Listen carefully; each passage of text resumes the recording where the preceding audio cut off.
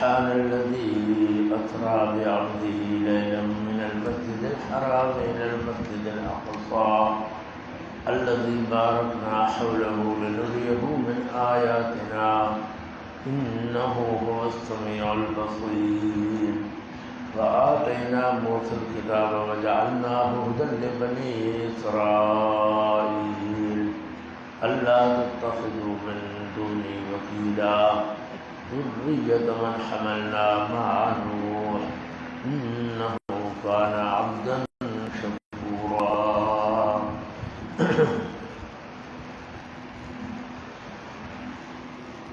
سورہ بنی اسرائیل کا ماخبر کے ساتھ اتنی رت عرض کر رہا ہوں جی، نام کو نام کے ساتھ. فرمایا نحل یعنی شہد کی مکھی کا حال تم نے پا لیا کہ وہ اللہ کی قدرت اور اس کی تعلیم سے کس طرح جگہ جگہ پھلوں سے رس چوستی ہے اور پھر دور دراز جا کر اپنا گھر بناتی ہے، اور اس کے پیٹ سے ایک سیال مادہ نکلتا ہے جسے شفا کہا جاتا ہے. فیہ شفاء الناس، وہ بیماریوں کے لیے اس کے اندر شفا ہوتی ہے. یہ اللہ کی قدرت اور وحدانیت کا بہت بڑا شاہکار ہے. شاہکار ہے اللہ کی قدرت اور وحدانیت کا.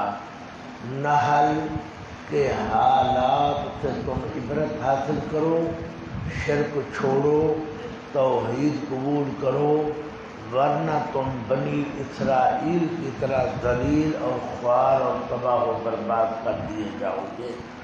یہ ہے مقبل کے ساتھ نام کو نام کے ساتھ رب. پھر عرض کر رہا ہوں نحل یعنی شہد کی مکھی کا حال تم نے پڑھ لیا، سن لیا کہ وہ کس طرح اپنا گھر بناتی ہے، دور دراز سے پھلوں سے جا کر رس چوستی ہے اور پھر وہاں آتی ہے اپنے گھر اور اس کے پیٹ سے شراب نکلتی ہے، سیال مادہ نکلتا ہے جس کے اندر شفا ہے لوگوں کے لیے. یہ اللہ کی قدرت اور اس کی وحدانیت کا شاہکار ہے. اس سے عبرت حاصل کرو، شرک چھوڑو، توحید قبول کرو، ورنہ بنی اسرائیل کی طرح رسوا، ذلیل اور تباہ و برباد کر دیے جاؤ گے. یہ نام کو نام کے ساتھ ربط ہو گیا. اب میں مانوی ربط عرض کر رہا ہوں. کل بھی پڑھا ہے ہود کے اندر، اس سے پہلے حوامیم میں بھی پڑھ رہے ہیں، سورۃ یونس میں بھی. مشرکین کا پہلے بھی اور حضرت نبی علیہ السلام سے بھی دو چیزوں کا مطالبہ تھا.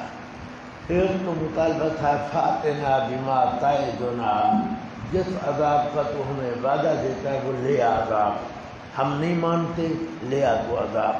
عذاب کا مطالبہ کرتے تھے. دوسرا مطالبہ تھا لولا انزل علیہ آیۃ من ربہ، فلاں فرمائشی معجزہ کیوں نہیں دکھاتا. ہاں جی، کتنی مطالبے تھے. تو ایک مطالبہ تھا عذاب کا، دوسرا مطالبہ تھا معجزے کا. سورہ نحل کے اندر ان کے پہلے مطالبے کو پورا کیا گیا، یعنی عذاب والا.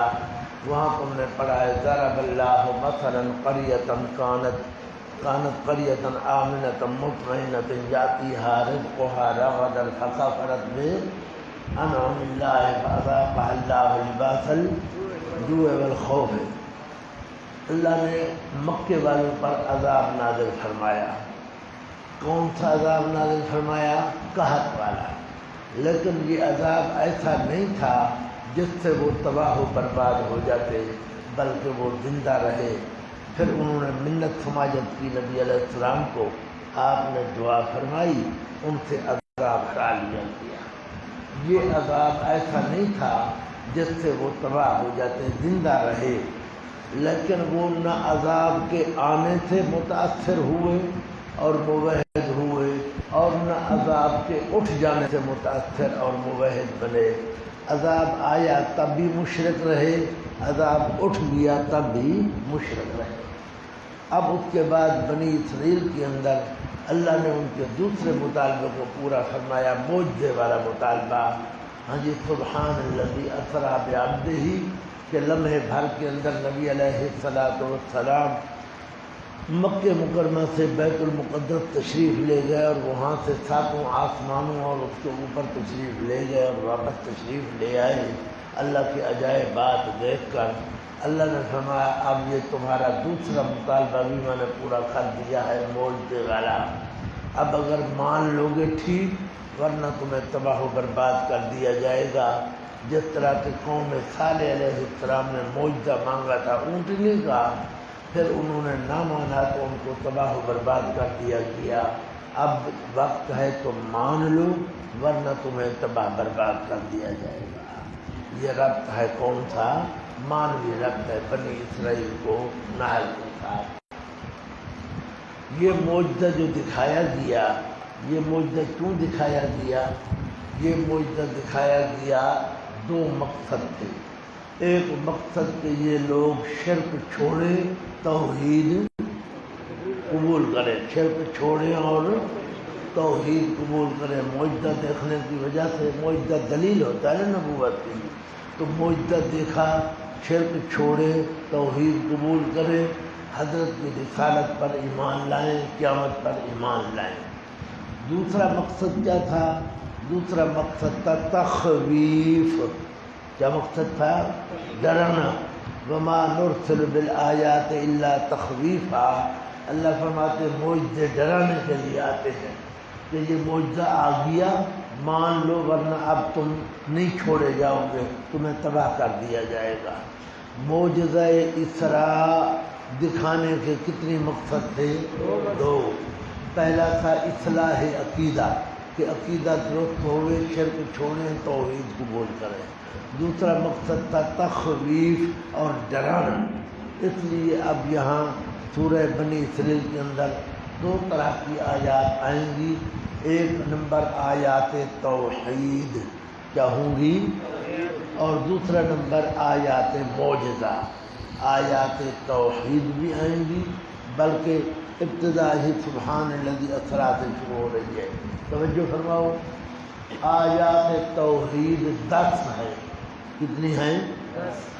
6 دلائل عقلیہ ہیں، 3 دلائل نقلیہ ہیں اور 1 دلیل وحی ہے۔ 6 دلائل عقلیہ، 3 دلائل نقلیہ، 1 دلیل وحی آئے گی۔ یہ 10 دلائل اور آیات توحید آئیں گی، اور 5 آیات معجزہ آئیں گی۔ جیسے معجزے کا ذکر ہوگا اور تخویف کا ذکر ہوگا، اور موقع بموقع زجرات، تخویفات، تبشیرات بھی ساتھ ساتھ چلیں گی انشاءاللہ تعالی۔ یہ فائدہ ختم ہوا۔ اور فائدہ، حضرت کا یہ جو معجزہ ہے اس کے 2 حصے ہیں۔ کتنے حصے ہیں جی؟ 2۔ ایک حصہ ہے کعبۃ اللہ سے لے کر بیت المقدس تک، اس کا نام ہے اسراء، افعال کے وزن پر اسراء، سیر کرانا۔ اور دوسرا حصہ ہے بیت المقدس سے لے کر 7 آسمانوں کے اوپر سدرۃ المنتہا تک، اس کا نام ہے معراج۔ معراج والے حصے کا ذکر اشارتاً سورہ والنجم کے اندر گزر آیا ہے، یاد ہے تمہیں یا نہیں ہے؟ میں بھی سردردی کر آیا ہوں۔ قد دنا فتدلی فکان قاب قوسین او ادنی فاوحی الی عبدہ، سمجھایا ہوں۔ بہرحال وہاں ذکر ہے، سمجھا، وَلَقَدْ رَآهُ نَزْلَةً أُخْرَىٰ عِندَ سِدْرَةٍ عِندَهَا جَنَّةُ، وہاں ذکر ہے۔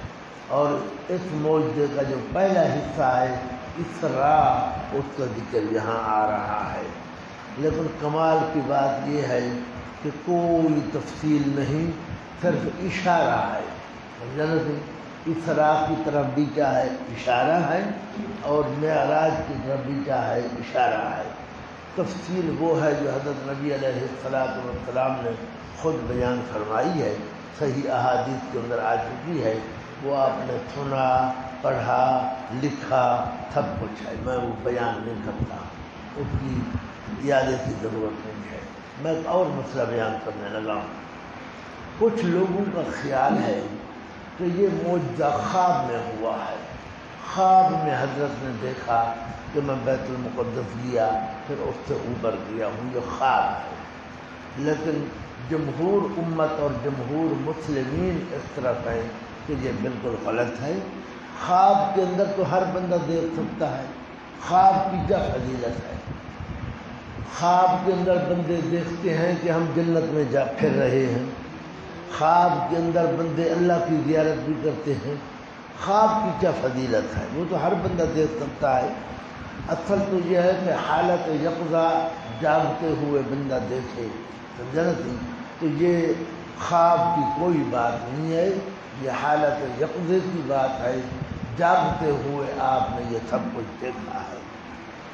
پھر کچھ لوگوں کا یہ بھی خیال ہے کہ یہ معراج اور اسراء یہ روحانی ہے، کیا ہے؟ لیکن یہ بھی غلط ہے۔ کچھ لوگوں کا خیال ہے کہ ایک رات میں اسراء ہوا، پھر اور ایک رات آئی جس میں معراج ہوا، سمجھا نا؟ یہ دو الگ الگ راتیں ہیں، یہ بھی غلط ہے۔ ایک ہی رات میں ہوا، اسی جسم کے ساتھ ہوا اور جاگتے ہوئے ہوا۔ کتنے لفظ بولے ہیں میں نے؟ 3۔ ایک ہی رات میں ہوا، اسی جسد انثری کے ساتھ ہوا اور جاگتے ہوئے ہوا۔ نہ نیند کا معاملہ ہے، نہ روح کا معاملہ ہے صرف، اور نہ یہ متعدد راتیں ہیں، ایک ہی رات میں ہوا ہے، جاگتے ہوئے ہوا ہے اور اسی جسد انثری کے ساتھ ہوا ہے۔ یہ ہے اصل فضیلت جو 1,24,000 یا کم و بیش جتنی بھی پیغمبر گزرے ہیں کسی کو بھی حاصل نہیں ما سوائے حضرت محمد صلی اللہ علیہ وسلم کے، سمجھانا؟ بس ایک اور بات بھی عرض کر دوں، وہ یہ کہ نبی علیہ الصلوۃ والتسلیم نے جو اپنے منہ مبارک سے واقعہ بیان فرمایا ہے نا، وہ تو ہے صحیح۔ اس کے علاوہ اس واقعے کے اندر بڑے یہ جذباتی قسم کا واقعہ ہے، تو اس کے اندر جو ہے نا نرے جھوٹ شامل کر دیے گئے۔ مولوی ممبروں پہ بیٹھ کے کچھ کا کچھ کہتے رہتے ہیں، حتیٰ کہ اللہ اور محمد علیہ السلام کو ایک بنا دیتے ہیں، سمجھا نا جی؟ یہ مولوی ممبروں پہ یہ بھی بیان کرتے ہیں کہ آپ اوپر گئے، آگے ایک جگہ گئے تو پردہ لگا ہوا تھا۔ آپ نے پوچھا یا اللہ اس پردے کے پیچھے کیا ہے؟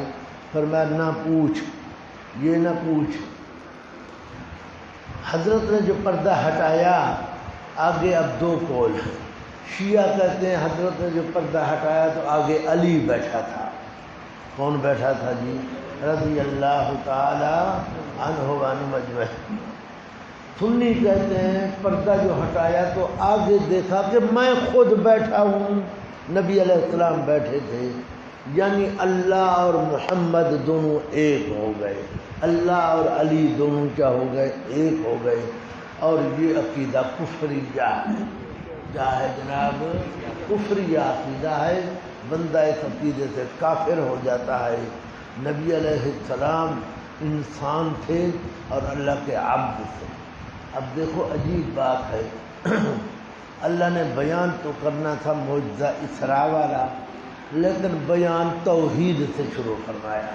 سبحان کس لفظ سے ابتدا فرمائی ہے؟ توجہ فرماؤ، کیا وجہ؟ فرمایا محمد صلی اللہ تعالی علیہ وسلم، سارے کہہ لو، کوئی اچھی عادت تمہارے اندر ابھی تک پیدا نہیں ہوئی۔ محمد صلی اللہ تعالی علیہ وسلم اسراء اور معراج سے پہلے بھی عابد تھے، اور اسراء اور معراج کے بعد بھی کیا رہے؟ عبد رہے۔ نہ پہلے خدا تھے نہ بعد میں خدا بنے، بے عبد ہی آپ پہلے بھی عبد تھے، بعد میں بھی کیا رہے؟ عبد رہے۔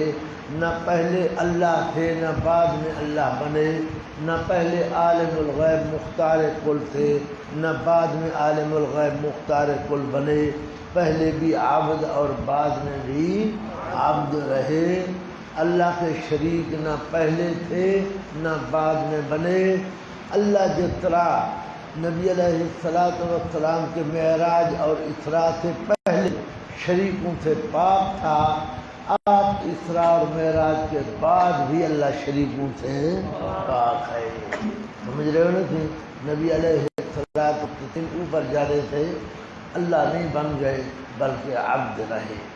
اب آؤ ذرا خیال فرماؤ جناب، سبحان الذی اسری بعبدہ، لکھا ہے آیت توحید، یہ میرا قرآن کا یہ آیت جو ہے یہ آیت توحید بھی ہے اور آیت معجزہ بھی ہے، یہ دونوں ہیں، یہ آیت توحید اور آیت معجزہ۔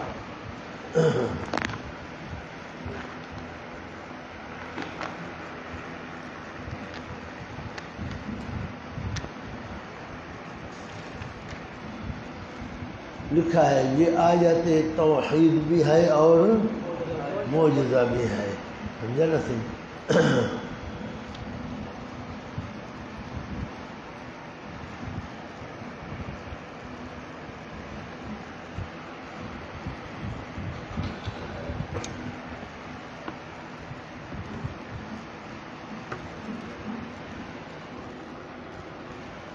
اب سبحان الذی کا معنی کیا کرنا ہے؟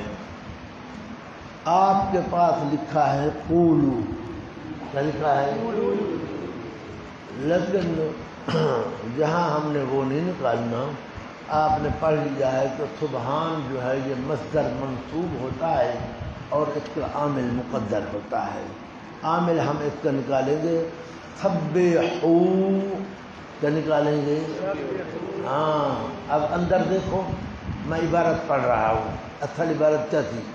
سبح الذی اسری بعبدہ سبحانا، سبحو سبحانا، سمجھے؟ یہ سبحانا مفعول کون سا تھا؟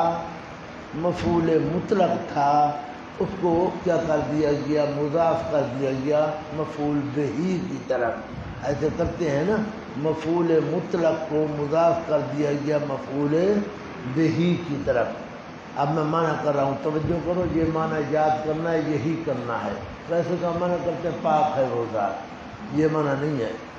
پاک سمجھو اس ذات پاک کو، سبح الذی، پاک سمجھو اس ذات پاک کو، لوگوں اس ذات کو پاک سمجھو جس طرح نبی علیہ الصلاۃ والتسلیم کے اسراء سے پہلے وہ پاک تھا، اسراء کے بعد بھی وہ کیا ہے؟ پاک ہے۔ سبحان الذی اسری بعبدہ، پاک سمجھو اس ذات پاک کو جس نے سیر کرائی ہے بعبدہ ہی، اپنے خاص بندے کو۔ اسریٰ پر ایک قاعدہ عرض کر رہا ہوں، میری طرف دیکھو، اللہ کہتا ہے، توجہ ہے، حضرت نبی علیہ السلام حجۃ الوداع پر تشریف لے گئے۔ کہاں تشریف لے گئے؟ مدینہ منورہ سے مکہ مکرمہ تک، جہاں آپ کو 9 دن لگے ہیں۔ کتنے دن لگے ہیں؟ 9 دن لگے ہیں۔ یہ 450 کلومیٹر ہے یا 450 کلومیٹر ہے، یہ کتنے دن لگے ہیں؟ 9 دن۔ اور تبوک تشریف لے گئے، میں نے بتا دیا ہے، آپ کو یاد نہیں ہوگا کیونکہ آپ کبھی نیند میں اور کبھی بے توجہی میں۔ 480 کلومیٹر ہے، اور وہاں کتنے دن لگے؟ 20 دن لگے جاتے ہوئے۔ کتنے دن لگے؟ بیت المقدس تبوک سے بھی آگے ہے، تبوک سے بھی۔ تو جناب اللہ کیا کہتا ہے؟ اللہ کہتا ہے کہ میرے نبی علیہ السلام نے سفر نہیں کیا، میں نے یہ سفر کرایا ہے، میں نے یہ سفر نہیں۔ میں اگلی بات کہنا چاہتا ہوں، توجہ فرماؤ۔ بیت اللہ سے بیت المقدس تک جانا یہ امام الانبیاء صلی اللہ تعالی علیہ وسلم کی شان ہے۔ کیا ہے؟ شان ہے کہ آپ بیت اللہ سے کہاں تشریف لے گئے؟ لیکن کمال نہیں۔ اللہ کہتا ہے کمال میرا ہے جو میں لے گیا ہوں۔ نبی گیا ہے، شان ہے، لیکن کمال نہیں۔ کمال کس کا ہے؟ اللہ کا ہے جو لے گیا ہے۔ میرا نبی تو تبوک تک گیا، 20 دن لگ گئے۔ تبوک تک گیا اور کتنے دن لگ گئے؟ تک گیا 9 دن لگ گئے۔ لمحے بھر کے اندر جا کر واپس آ گیا۔ یہ کمال نبی کا نہیں، یہ کمال اللہ کا ہے۔ اس لیے اللہ بولا اسرا، پاک سمجھو اس ذات پاک کو جس نے سیر کرائی ہے اپنے بندے کو۔ سیر کس نے کرائی ہے؟ کمال کس کا ہے؟ بولو تو صحیح، کس کا ہے جناب؟ اللہ کا کمال ہے۔ سیر کرانے والا اللہ ہے، کمال بھی اللہ کا ہے۔ نبی تو تبوک تک گیا تو 20 دن لگ گئے، مکے گیا تو 9 دن لگ گئے، بیت المقدس جا کر واپس آ گیا، 7 آسمانوں پر چلا گیا لمحے بھر کے اندر۔ یہ کمال نبی کا نہیں، یہ کمال اللہ کا ہے۔ جس کا کمال ہے اسی کی شان ہے۔ فرمایا مجھے پاک سمجھو، میں نبی کی اس سیر کرنے سے پہلے بھی پاک تھا اور اس کی سیر کرنے کے بعد بھی پاک ہوں۔ میں نے سیر کرائی ہے بے عبد ہی۔ کیا لگتا ہے؟ مفسرین کرام نے لکھا ہے، توجہ، امام الانبیاء سید الانبیاء صلی اللہ تعالی علیہ وعلی آلہ واصحابہ وازواجہ وذریاتہ وبارک وسلم الف الف مرۃ بکل ذرۃ۔ آپ کے بہت سارے نام ہیں۔ آپ کا نام احمد ہے، آپ کا نام محمد ہے، آپ کا نام محمود ہے، حامد ہے، عاقب ہے، حاشر ہے، وغیرہ وغیرہ وغیرہ۔ سارے ناموں سے افضل نام عبد ہے۔ سارے ناموں سے افضل نام کون سا ہے؟ عبد ہے۔ سمجھا؟ اس سے بڑا اشرف، افضل، اعلیٰ اور کوئی نام نہیں ہے۔ اس لیے کہ یہ اسراء اور معجزے والا معراج والا معجزہ 1,24,000 یکم و بیش جتنی بھی پیغمبر گزرے کسی کو بھی نہیں عطا ہوا ما سوائے حضرت محمد صلی اللہ علیہ وسلم کے۔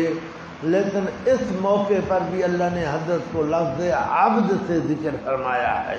کس سے ذکر فرمایا؟ اگر نبی علیہ السلام کا عبد سے کوئی بڑا نام ہوتا، اونچا نام ہوتا تو اللہ ضرور اسی کو ذکر کرتا۔ اللہ نے لفظ عبد ذکر فرمایا، معلوم ہوا حضرت کا اس سے اونچا اور بڑا نام ہے ہی کوئی نہیں۔ سمجھ رہے ہو؟ معراج کا ذکر فرمایا تو وہاں بھی عبد فرمایا، فأوحى إلى عبده۔ قرآن کا ذکر فرمایا، انزل على عبده، تبارک الذی نزل الفرقان على عبده۔ جتنی بھی آپ کی بڑی بڑی شان ہے وہاں لفظ عبد آتا رہا، ایک تو رد الوہیت کی وجہ سے اور دوسرا اس وجہ سے بھی کہ اس سے بڑا نام حضرت کا اور کوئی نہیں ہے۔ اگر یک بار بگوید بندہ من از عرش بگذرد خندہ من، اگر اللہ پاک ایک بار کہہ دے کہ یہ میرا بندہ ہے تو مجھے ایسی ہنسی آئے گی کہ عرش سے بھی گزر جائے گی۔ اللہ کہہ دے میرا بندہ، آج ایک چودھری کہہ دیتا ہے کہ یہ میرا بندہ ہے تو غریب آدمی کتنا خوش ہو جاتا ہے۔ اللہ کہتا ہے یہ میرا بندہ ہے، اس لیے عبد ہی پر لکھا ہے رفعت قدر و رد الوہیت۔ کیا لکھا ہے؟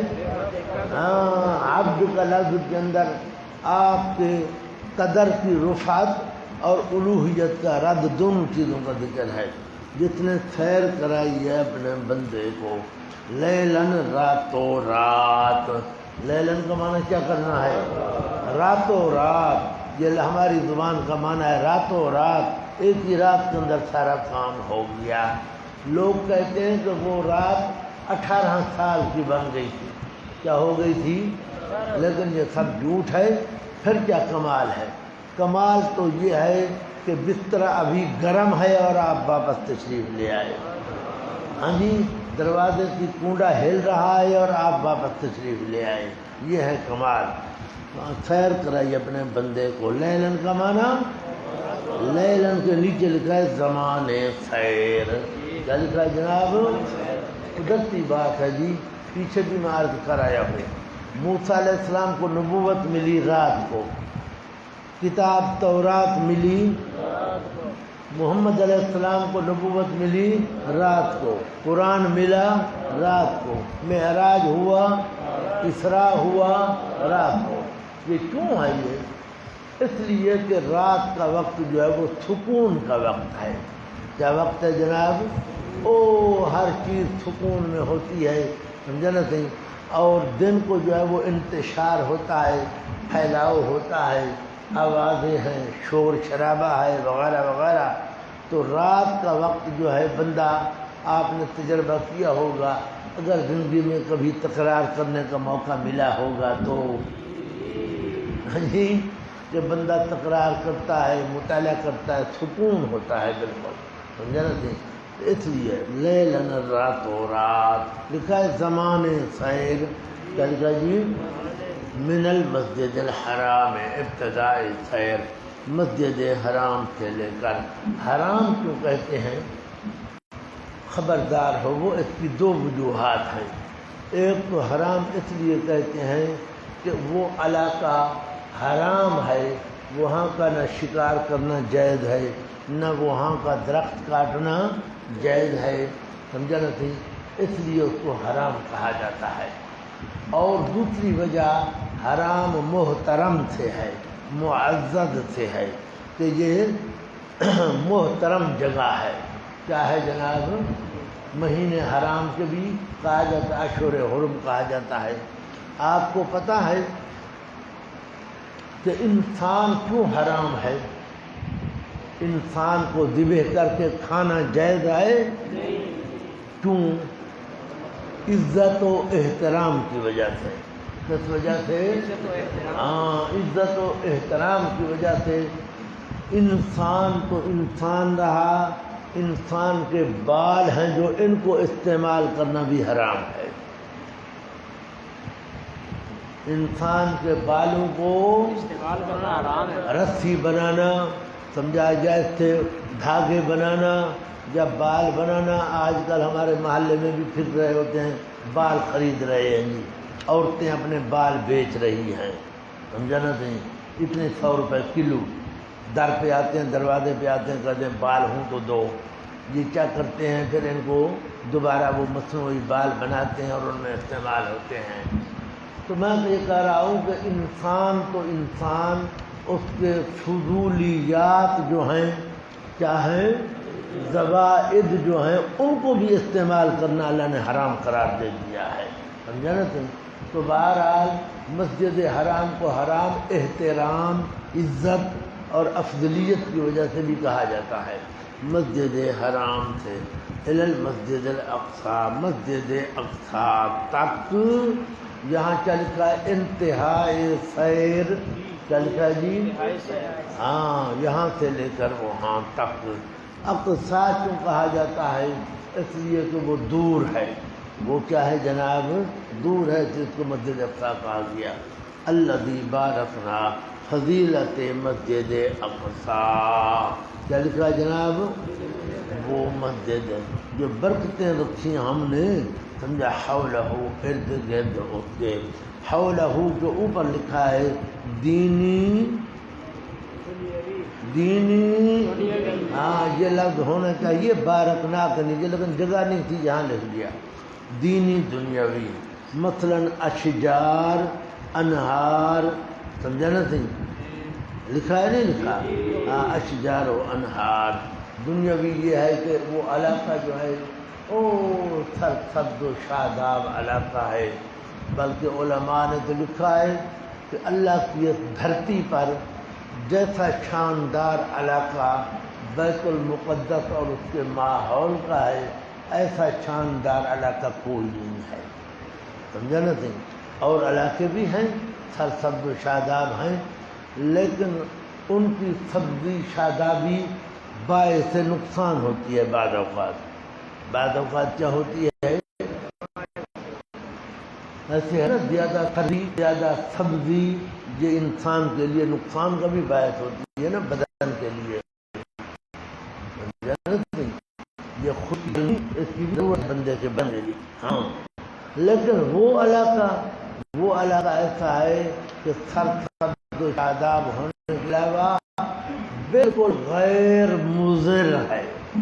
کیا ہے جناب؟ ہاں، غیر مضر ہے، وہاں بندہ رہتا ہے تو توانا تندرست، سمجھے نا تھے؟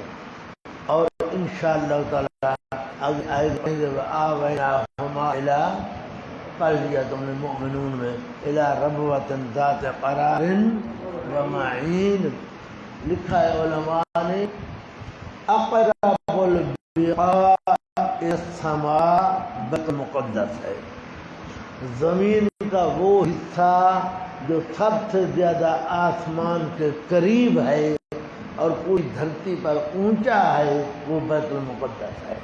وہ کون سا علاقہ ہے؟ بیت المقدس کا علاقہ ہے، سمجھا نا تھی؟ باقی مسجد حرام جو ہے نا جناب، مسجد حرام سے مراد مسجد حرام بھی ہے اور اس کا ماحول بھی ہے، سمجھو؟ حرم، اللہ پاک مجھے آپ کو سب کو ہدایت، حج و عمرہ مبرور نصیب فرمائے، مکہ معظمہ مدینہ منورہ کی زیارت نصیب فرمائے، مسجد اقصی تک لنوریہ من آیاتنا۔ جی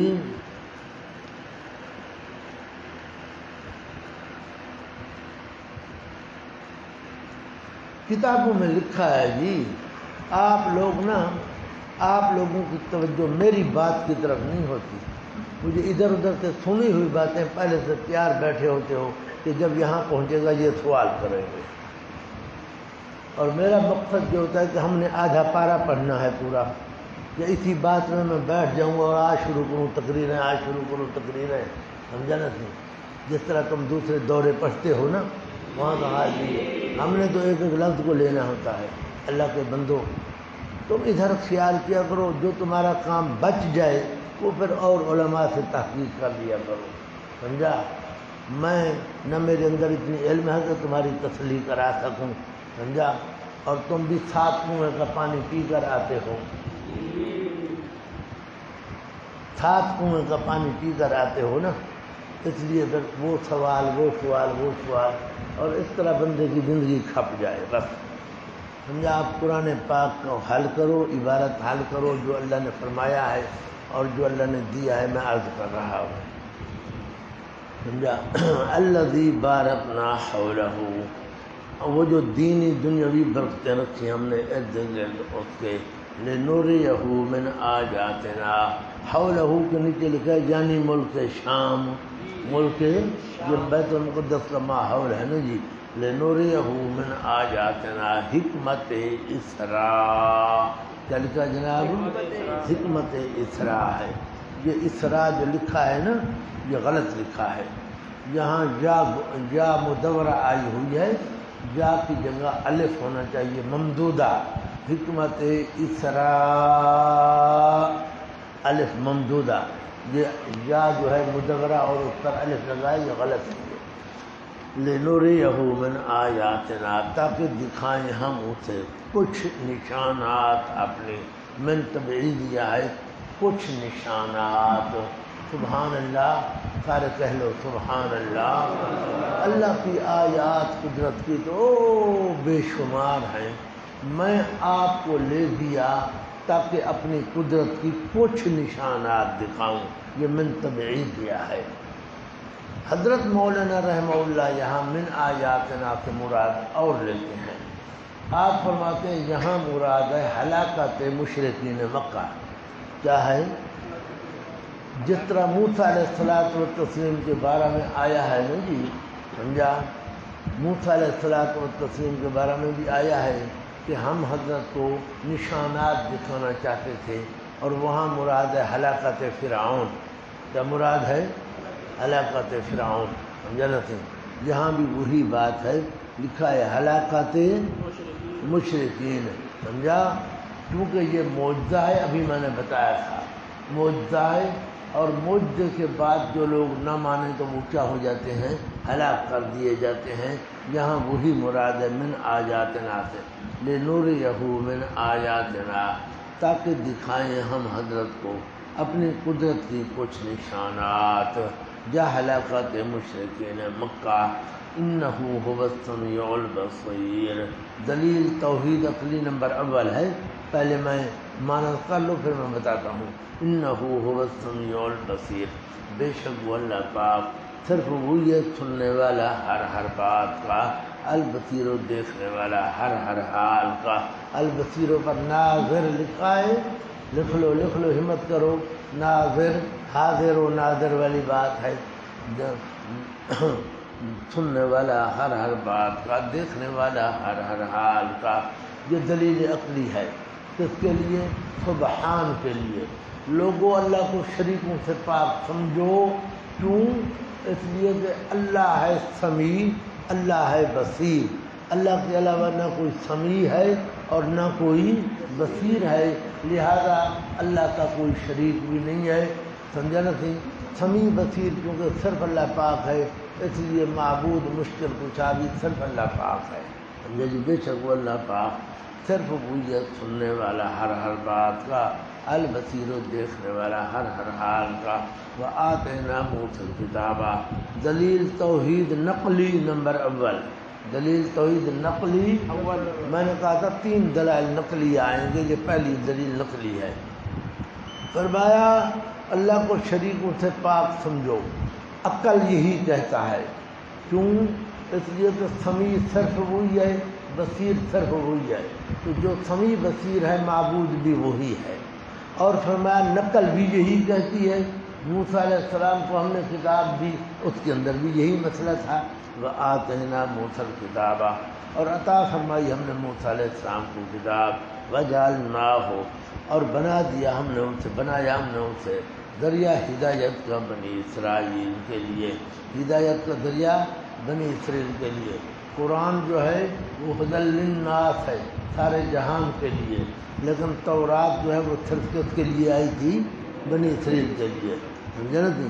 اللہ تتخذوا من دونی وکیلا، یہاں بھی وہی مطلب ہے جو کل سورہ ہود کے اندر پڑھے ہو، اللہ تعبدوا الا اللہ، یہاں اللہ سے پہلے لام مقدر ہے، اور یہ لام اجلیہ تعلیلیہ ہے، لأجل اللہ تعبدوا الا اللہ، سمجھے تھی؟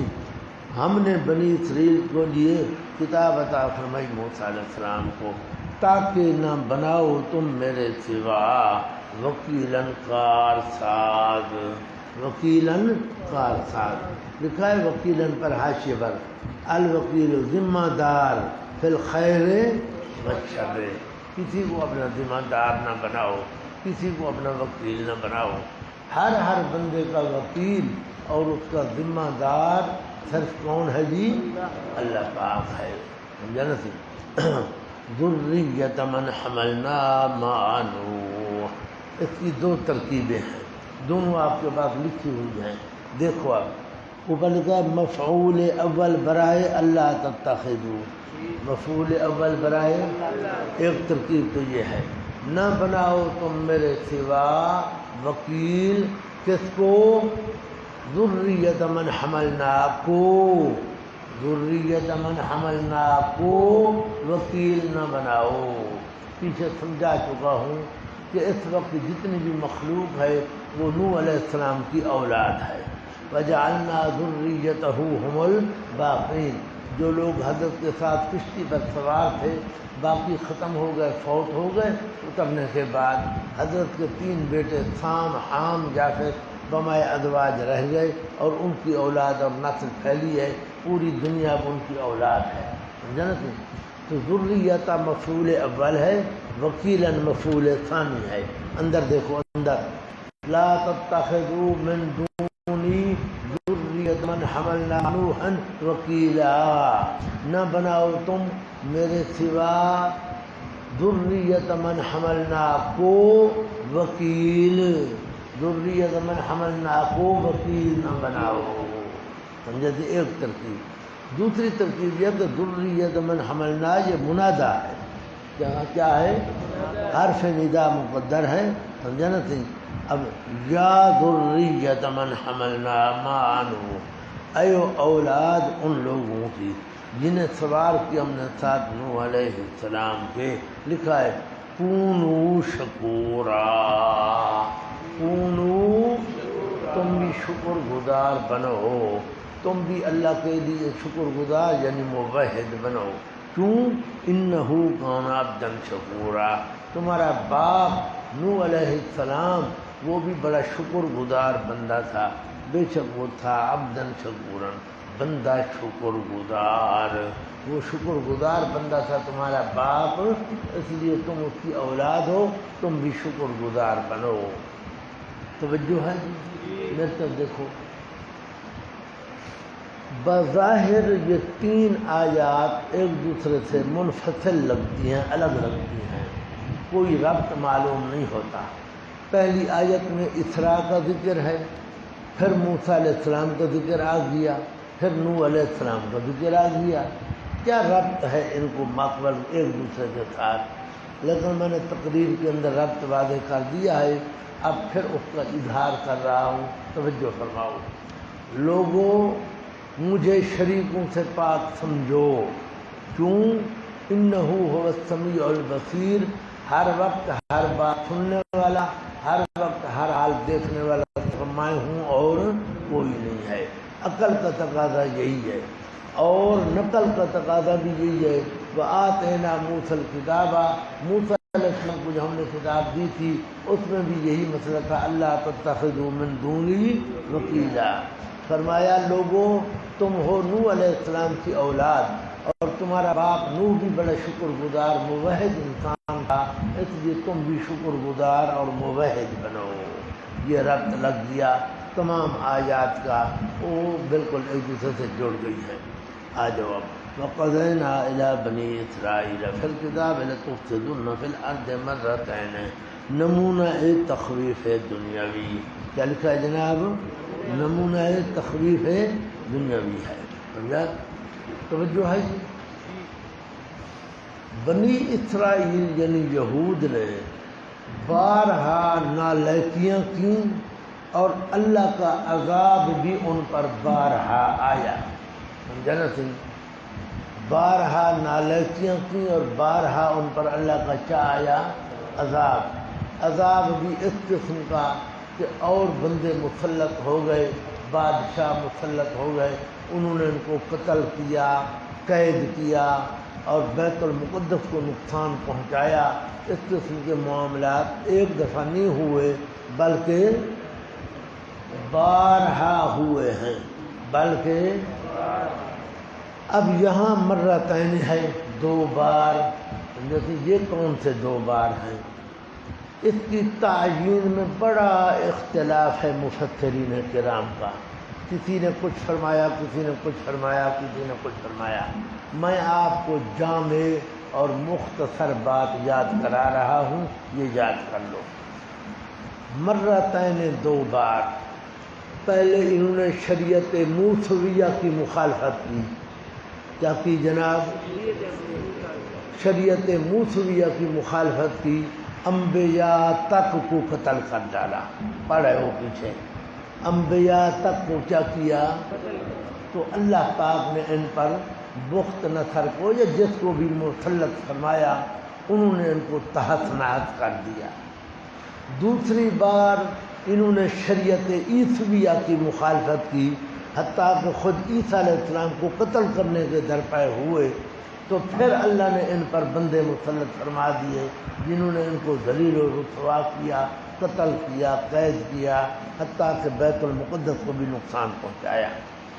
اب اللہ فرماتے ہیں کہ اب تیسری بار آ چکی ہے، حضرت محمد صلی اللہ تعالی وسلم تشریف لا چکے ہیں، اب ٹھیک ہو جاؤ، سنبھل جاؤ اور ان کا اتباع کرو، نہیں کرو گے تو پہلے کی طرح پھر تمہیں ذلیل و رسوا کروں گا۔ اب مرتين سے مراد میں کیا لے رہا ہوں؟ نیچے لکھا ہے آپ کے پاس مخالفت شریعت، دیکھ رہے ہو یا نیند کا غلبہ ہے؟ مخالفت شریعت، بس یہ تم یاد کر لو۔ ایک بار شریعت موسویہ کی مخالفت کی، مار کھائی، ایک بار شریعت عیسویہ کی مخالفت کی اور مار کھائی۔ باقی درمیان میں جو مسائل ہوتے رہے ان پر ماریں پڑتی رہیں، وہ ساری اس کے اندر آ جائیں گی، سمجھا نا؟ تھی اب آؤ وَقَضَيْنَا إِلَىٰ بَنِي إِسْرَائِيلَ، اور فیصلہ کہہ دیا ہم نے، فیصلہ کر دیا ہم نے، کہہ سنایا ہم نے بنی اسرائیل کو بطور پیشین گوئی کے، بطور پیشین گوئی کا ہم نے کہہ دیا۔ کیا کہہ دیا؟ ہاں فی الکتاب، کتاب میں، کتاب سے مراد اوپر لکھا ہے تورات، یا او پیچھے گزرا ہے نا صحف ابراہیم و موسیٰ، تو یا تورات میں یہ مسئلہ آیا یا صحف موسیٰ میں یہ مسئلہ آیا، بہرحال جہاں بھی آیا۔ اور لکھا ہے لَتُفْسِدُنَّ فِي الْأَرْضِ مَرَّتَيْنِ وَلَتَعْلُنَّ عُلُوًّا كَبِيرًا۔ لَتُفْسِدُنَّ پر کیا لکھا ہے؟ مضمون اول لکھا ہے، کیا لکھا ہے؟ لَتُفْسِدُنَّ مضمون اول لکھا ہے، اور جناب اس سے پہلے لکھا ہے نمبر اول تلفی حقوق اللہ۔ یہ لَتُفْسِدُنَّ کا لفظ ہے، یہ سمجھا؟ انہوں نے حقوق اللہ بھی تلف کیے، حقوق العباد بھی تلف کیے۔ البتہ ضرور فساد مچاؤ گے تم زمین میں، ملک شام کے اندر، مرتين، دو بار سے مراد نیچے کیا لکھا ہے؟ مخالفت موسویہ و عیسویہ، وَلَتَعْلُنَّ۔ نمبر 2 تلفی حقوق العباد، تلفی حقوق العباد بھی تلف، اور البتہ چڑھو گے تم، بڑھو گے تم، چڑھنا اور بڑھنا بہت زیادہ تم چڑھو گے بڑھو گے۔ فَإِذَا جَاءَ وَعْدُ أُولَاهُمَا، خیال کرو معنی کا، جہاں جو میں معنی عرض کر رہا ہوں نا وہ آپ نے سمجھنا ہے۔ پس جب آ گیا وعدہ پہلا ان دو کا، سمجھا نا؟ وقت آ گیا، وقت آ گیا وعدے پورے ہونے کا، انہوں نے فساد مچایا، بعثنا، بھیجا ہم نے اوپر تمہارے، مقرر کیا ہم نے اوپر تمہارے۔ کیوں بھیجا؟ لکھا ہے سزا کے لیے۔ کس کے لیے جناب؟ سزا کے لیے بھیجے ہم نے اوپر تمہارے، بندے لنا ہمارے۔ حضرت عجیب بات ہے، کلام ربی احسن، یوں نہیں فرمایا عبادنا، کیونکہ عبادنا میں اضافت تشریفی ہو جاتی، ان کی تعریف ہو جاتی، حالانکہ وہ تو آنے والے حملہ آور جو تھے کافر تھے۔ اس نے فرمایا عباد لنا، کیا فرمایا؟ عباد جو ہماری ملکیت تھے، ہمارے بندے تھے، ہم نے ان کو بھیج دیا۔ عباد لنا، بندے ہمارے۔ لکھا ہے اضافت ملکیت، کیا لکھا ہے جناب؟ اضافت ملکیت ہے جی۔ بھیجا ہم نے اوپر تمہارے، بندے تھے ہمارے، اولی باسن شدید، صاحب تھے رعب سخت کے، صاحب تھے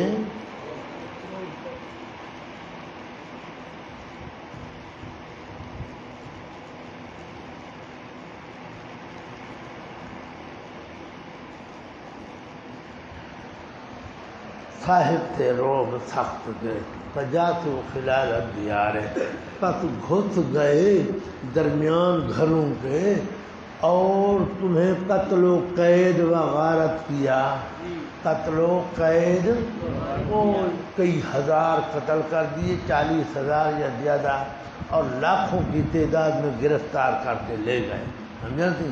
پس گھس گئے وہ گھروں کے درمیان، اور تھا وہ وعدہ مفعولاً پورا کیا ہوا، سمجھا نا تھی؟ یہ نیچے لکھا لشکر جالوت والا مراد ہے، میں یہ نہیں لے رہا، سمجھا نا تھی؟ آ جاؤ۔ ثم رددنا لکم الکرۃ علیہم، پھر جب تم نادم و تائب ہوئے، پھر جب تم نادم و تائب ہوئے، سمجھا تھی؟ اب یہاں سے مراد ہے تو فرماتے ہیں ثم رددنا، پھر پھیرا ہم نے واسطے تمہارے الکرۃ باری کو علیہم اوپر ان کے. کیا معنی؟ غلبہ و ترقی، جاہ، غلبہ ترقی جاہ نمبر اول. سمجھن کہ غلبہ عطا فرمایا. غلبہ جو ہے نا صحیح، یہ لفظ تر القرہ کا معنی ہے. کیا ہے جناب؟ مرادی معنی ہے، مرادی معنی. پھر پھیرا ہم نے وقت تمہارے غلبے کو اوپر ان کے. وَأَمْدَدْنَاكُمْ، اور امداد دی ہم نے تمہاری ساتھ مالوں کے اور بیٹوں کے. مالوں اور بیٹوں سے امداد کرنے کا مطلب کیا ہے؟ یعنی ان سے ہم نے مال واپس دلوائے. بنین تمہارے جو قید تھے وہ ہم نے تمہیں واپس دلوائے، یہ مراد ہے. امددناکم پڑھ کر یعنی واپس کرا دیے، کرا دیں گے نہیں، واپس کرا دیے. امددناکم امداد کی ہم نے تمہاری. یہ ترقی مال ہے، ساتھ مالوں کے جو غارت شدہ تھے. وہ بنین اور بیٹے. ترقی فی الاولاد. وجعلناکم ترقی اتباع، اور کر دیا ہم نے تمہیں زیادہ ادرو لشکر کے. لشکر سے مراد یعنی تمہارے تابعین بڑھا دیے، تمہارے تابعین بڑھا دیے. ان احسنتم، یہ دوسرا مضمون آ گیا. اگر اچھے رہے تم، لکھا ہے. اور اس کتاب میں یہ بھی لکھا ہوا تھا، اور اس کتاب میں اگر اچھے رہے تم رہو گے تم تو اچھے رہو گے اپنے لیے، اور اگر برے ہوو گے تو فلاح پسوات نفسوں گے، یعنی سزا ہوگی. یعنی لکھا ہے چنانچہ ایسا ہی ہوا. چنانچہ فیضا جاء، پس جب آ گیا وعدہ دوسرا. وعد الآخرہ کا معنی کیا کر رہا ہوں؟ وعدہ دوسرا. لیسوءوا وجوہکم، لیسوءوا وجوہکم. سمجھا جی؟ لیسوءوا جو ہے نا، لیسوءوا جار مجرور، یہ جار مجرور ہے نا جی. اس کا متعلق مقدر ضرور لکھنا پڑے گا تمہیں. بعثنا عبادا لنا، بعثنا، لکھ لو لکھ لو لکھ لو. بعثنا عبادا لنا، یہ جزا مقدر ہے اور لیسوءوا کا متعلق ہے. جب دوسرا وعدہ آ گیا تو بھیجے ہم نے اپنے بندے. لیسوءوا وجوہکم، تاکہ بگاڑ دیں وہ.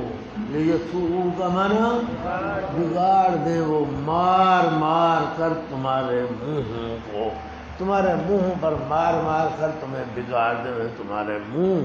سمجھا نہیں؟ وَلِيَدْخُلُوا الْمَسْجِدَ، اور تاکہ داخل ہوں میں وہ مسجد کو لوٹ مار کے لیے، جس طرح کے داخل ہوئے تھے اس کو پہلی بار. سمجھا نہیں؟ کون داخل ہوئے تھے حضرت؟ پہلی بار والے لوگ اور تھے، دوسری بار والے لوگ اور تھے. اس لیے خیال کرو مانے گا. اور تاکہ داخل ہوں میں وہ پچھلے اور دوسرے لوگ مسجد کو لوٹ مار کے لیے، جس طرح کے داخل ہوئے تھے اس کو پہلے لوگ. اول مرۃ، پہلی بار. داخلو ہو کے نیچے لکھ لو پہلے لوگ، پہلے لوگ، یہ نہیں وہ اور ہیں یہ اور ہیں. اور چاہے لیسوءوا، تاکہ بگاڑ دیں وہ مار مار کر تمہارے منہوں کو، اور تاکہ داخل ہوں میں لوٹ مار کے لیے مسجد کو. یہ پچھلے لوگ، دوسرے لوگ، جس طرح کے داخل ہوئے تھے اس کو پہلے لوگ. اول مرۃ، پہلی بار. وَلِيُتَبِّرُوا، اور تاکہ برباد کر دیں وہ چیزیں جو چڑھیں ان پر. تتبیراً، مکمل طور پر برباد کرنا، مکمل طور پر برباد کر دیں. بس یہ جناب 2 دفعہ ہو گیا. کتنی دفعہ ہو گیا جناب؟ 2 دفعہ. اب عسیٰ ربکم، کیا لکھا ہے؟ مضمون صوم، مضمون امید ہے، یعنی وعدہ ہے تمہارے رب کا یہ کہ رحم کرے گا اوپر تمہارے. بصورت اتباع شریعت محمدیہ، بصورت اتباع شریعت محمدیہ علی صاحبہ الصلاۃ والسلام. اگر تم نے نبی علیہ السلام کا اتباع کیا تو ٹھیک ہے، ورنہ پھر اسی طرح ہوگا.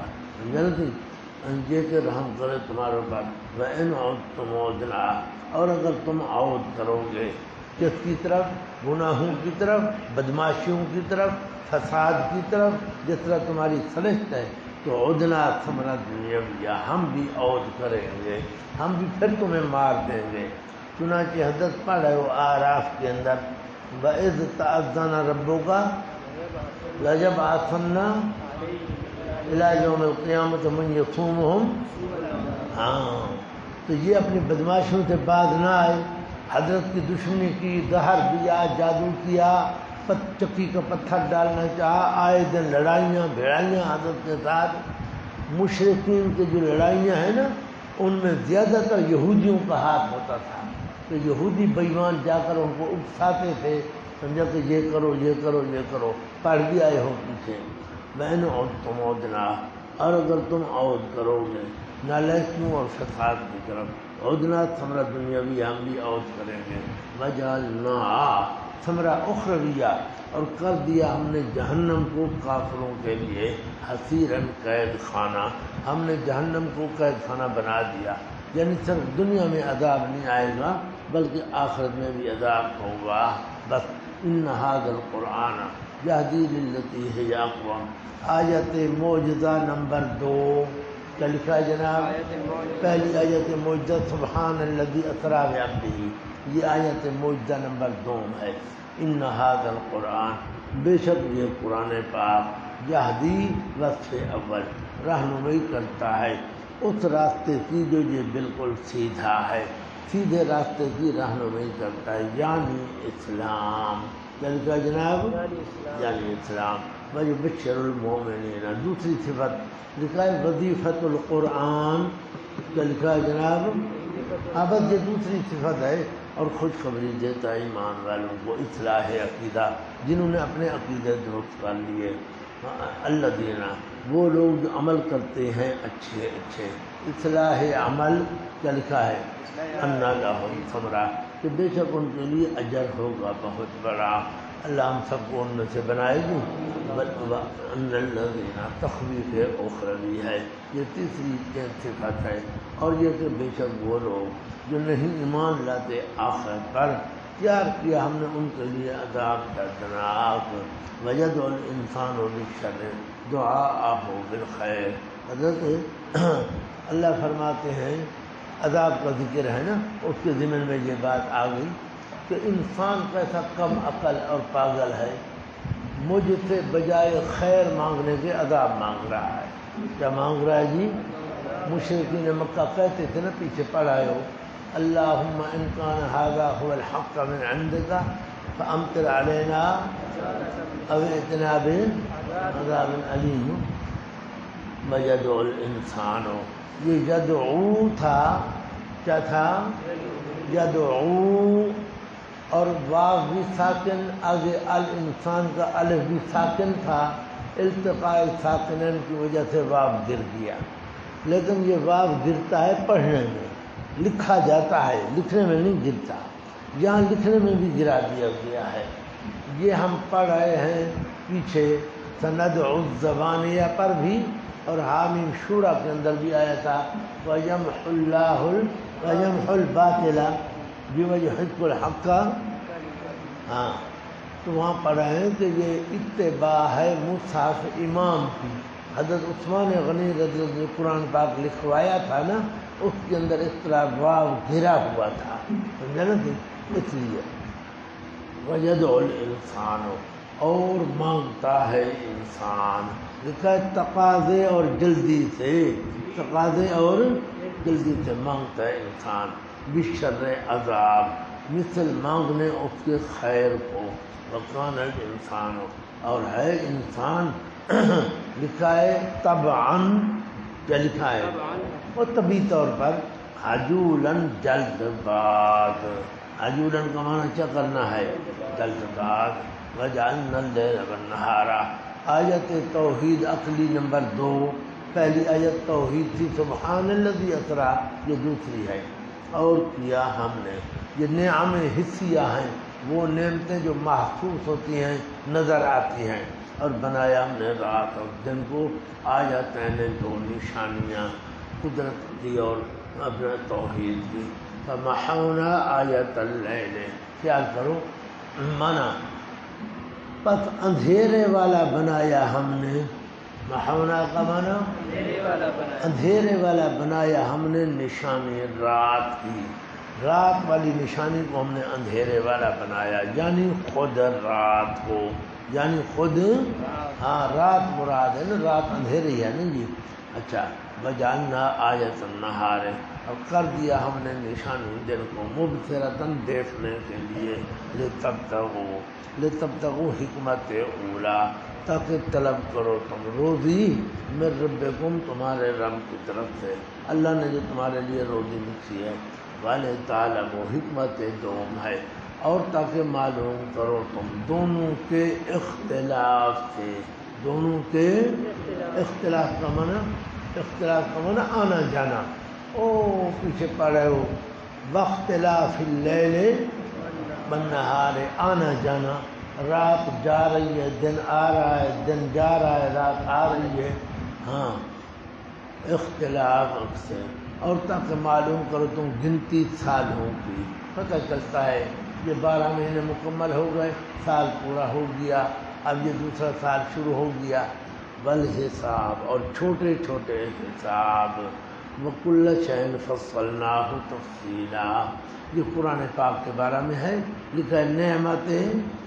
روحانیہ ہے اور لکھا ہے جامعیت قرآن کیا لکھا ہے اور ہر چیز کھول کر بیان کر دیا ہم نے اس کو ہاں فصلناہ کے بعد کیونکہ تفصیلاً خود کھڑا ہے اس لیے فصلناہ کے معنی میں تجرید کر رہا ہوں خیال کرو اور ہر بات بیان کر دیا ہم نے اس کو قرآن پاک میں تفصیلاً کھول کر بیان کر دیا ہم نے اس کو قرآن پاک میں کھول کر خیال کرو اور ہر بات بیان کر دیا ہم نے اس کو قرآن پاک میں کھول کر قرآن پاک میں لکھا ہوا ہے نیچے سمجھا نا تھی کیا مطلب ہے کل شیء یہ لفظ بار بار آ رہا ہے سورہ اعراف میں آیا ہے تورات کے بارے میں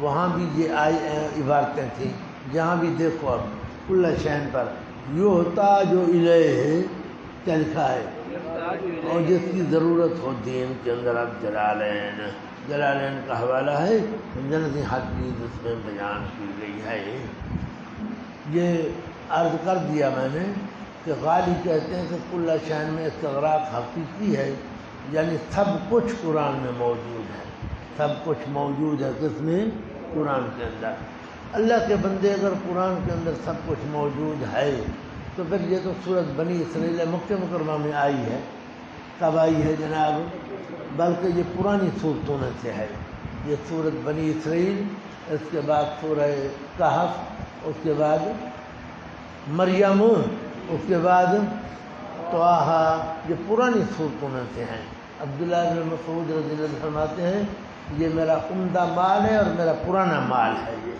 سمجھا نا تو اس کے بعد کتنی صورتیں آئی ہیں جناب مدینہ منورہ کی ساری صورتیں جو نازل ہوئی ہیں بقرہ ہے آل عمران ہے انفال ہے توبہ ہے تحریم ہے نور ہے سمجھے یہ ساری صورتیں کیوں آئی ہیں پھر جب بنی اسرائیل کے اندر مکے کے اندر اللہ نے سب کچھ دے دیا سب کچھ اور پھر آپ پڑھو گے انشاءاللہ سورہ تحریم کے اندر پڑھ لیا ہے آپ نے وہ واقعہ لما تحرموا کی جس کی طرف اشارہ ہے اگر آپ کو سب کچھ علم دے دیا گیا تھا تو ازواج مطہرات کے بارے میں آپ کو کیوں نہ پتہ چلا ہاں جی سورۃ منافقون آئی ہے نہیں آئی سورۃ منافقون کے اندر زید بن ارقم سچا تھا جھوٹا تھا بولو تو صحیح کیا مصیبت ہے سچا تھا منافق جھوٹے تھے آپ نے جھوٹے کو سچا سچے کو جھوٹا قرار کیوں دیا اگر آپ سب کچھ جانتے تھے اس کے بعد سورہ نور آئی واقعہ عشق اس کے اندر آیا آپ کو کیوں پتہ نہ چلا سورہ توبہ پڑھ رہے ہیں وَمِمَّنْ حَوْلَكُمْ منافقون ومن اہل مارادو علی النفاق جو کیوں آیا؟ سورہ توبہ کے اندر مسجد زرار کا واقعہ پڑھ رہے ہیں، ہاں جی، مسجد زرار انہوں نے بنائی تھی، آپ کو کیوں پتہ نہ چلا؟ یہ ساری باتیں جو ہیں یہ شواہد عدل ہیں کہ یہاں استغراق حقیقی نہیں، استغراق عرفی ہے، معنی دین کے اندر جو جو ضروری چیزیں ہیں وہ ہم نے قرآن پاک کے اندر بیان کر دی ہیں، ورنہ تو نماز کا تفصیلی ذکر نہیں ہے، زکوٰۃ کا تفصیلی ذکر نہیں ہے، حج کا، روزے کا وغیرہ وغیرہ یہ سارا کوئی ذکر نہیں ہے تفصیلی۔ بس یہ بات ہو گئی مکمل۔ اب میں بڑی اہم بات عرض رہا ہوں، بظاہر کل شیء فصلناہ والی آیت کو ماقبل کے ساتھ کوئی تعلق نہیں ہے، ماقبل کے ساتھ اس کا تعلق معلوم نہیں ہوتا، کیونکہ ماقبل میں ہے کہ ہم نے رات اور دن بنایا، رات کو اندھیرے والا بنایا، دن کو دیکھنے کے لیے بنایا تاکہ تم روزیاں طلب کرو، فرمایا ہم نے قرآن نازل کیا۔ یہ کیا مطلب ہے؟ سمجھ لو بات کو، اس کے دو ربط ہیں، ربط ایک ہے لیکن الفاظ دو ہیں۔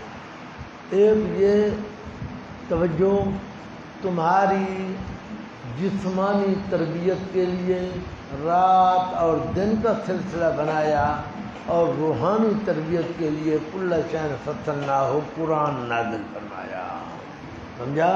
جسمانی تربیت کے لیے کیا بنایا؟ رات اور دن کا دورہ بنایا، وَكُلَّ شَيْءٍ فَصَّلْنَاهُ تَفْصِيلًا، اور صرف تمہاری جسمانی تربیت نہیں، روحانی تربیت کے لیے ہم نے یہ دلائل قائم کر دیے، سمجھا نا صحیح؟ ایک تو یہ تقریر ہے، تقریر دوسری لفظوں کا فرق ہے۔ کیا فرمایا؟ نعم جسمانیہ ہوں یا نعم روحانیہ، ہر طرح کی نعمتوں کا بندوبست کرنے والا صرف اللہ ہے، ہر طرح کی نعمتوں کا بندوبست کرنے والا اللہ ہے۔ آیت لیل و نہار بھی اللہ نے بنائی اور قرآن بھی اللہ نے نازل فرمایا، نعمت جسمانیہ بھی، نعم جسمانیہ بھی اسی نے عطا فرمائی، اور نعم روحانیہ بھی اسی نے عطا فرمائی، سمجھا نا صحیح؟ آ جاؤ پڑھ لو تھوڑا سا پھر بس کرتے انشاءاللہ۔ وَكُلَّ إِنسَانٍ أَلْزَمْنَاهُ طَائِرَهُ فِي عُنُقِهِ۔ اچھا وقفہ کر لو پھر پڑھتے انشاءاللہ، آنا جلدی، مہربانی کیا کرو۔